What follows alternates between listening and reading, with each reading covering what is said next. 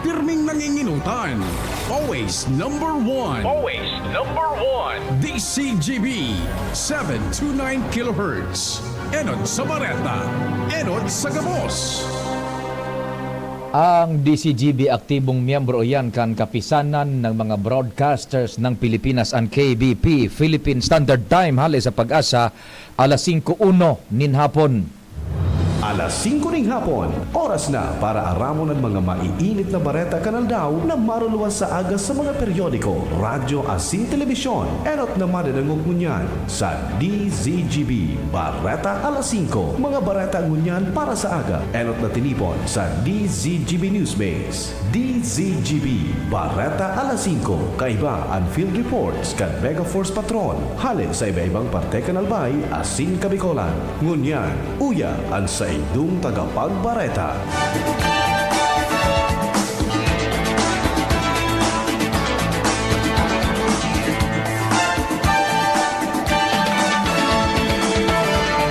Marhay na hapon sa pangarang kang News Base asin kan Mega Force Patrol.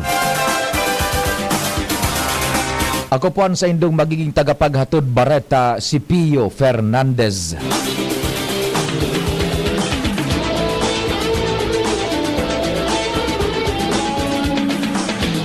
Enot sa detalyes ka ng mga bareta sa lado lokal, nasa linya ang Mega Force Patrol. Si Joshua Bino. Joshua, good afternoon. Go ahead.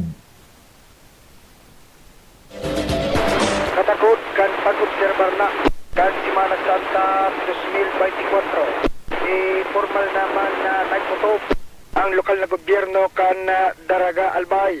Nakasuguan kan Office of Civil Defense na ipairarom naman sa Blue Alert status ang Emergency Operations Center kan munisipyo na nagpuon pa kasudma Marso 24 asin madurar Marso 31, 2024. Base sa ipanalawas na Municipal Disaster Risk Reduction and Management Council o MDRRMC Memorandum Number 1-2024, ang mga response cluster kan MDRMC partikular na ang pag-abot sa law and order, health, SRR asin emergency communications. Kay puhan siguruhon na preparado asin naka-standby ang sa indang mga personahes asin mga gamit para sa deployment kan full-scale response operation. Apoy kay ni pinag-abisuan man ang mga Barangay Disaster Risk Reduction and Management Council na pakusugon ang pag-monitor kay kan sa indang nasasakupan asin tulos na magsumitir nin report sa MDRRMO sa anuman na insidente na pwedeng mangyari sa indang jurisdiksyon. Padagos man na pinag-aabisuan ang publiko na magit alerto tangaling mamantinir ang matuninong asin ligtas na pag-obserbar kan Semana Santa sa Daraga Albay. Dagdag na bareta, Joshua Bino, DCGB. Salamat, Joshua.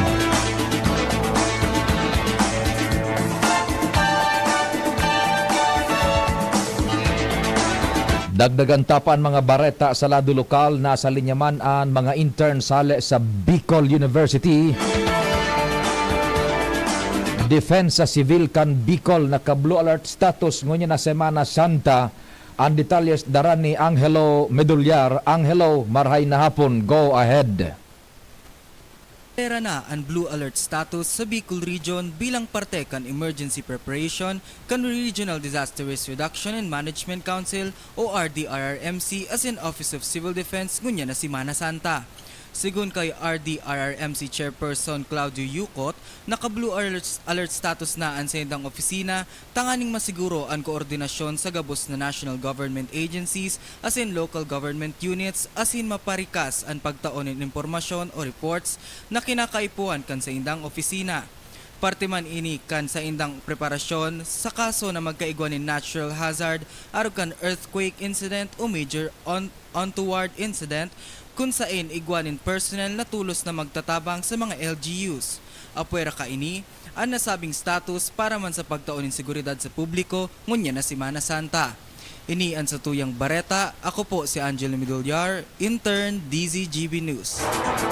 Thank you so much, Angelo.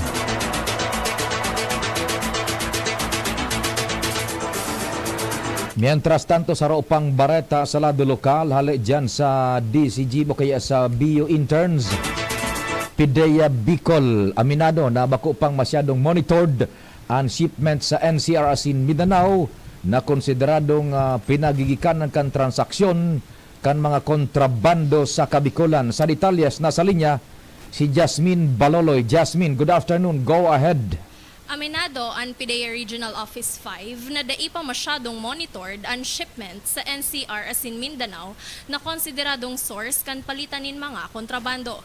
Inisigon kay PIDEA Regional Director Edgar Jobay kan aputon kung napanota nakalusot ang mga illegal na transaksyon na minaabot sa kantidad na 18 milyones pesos.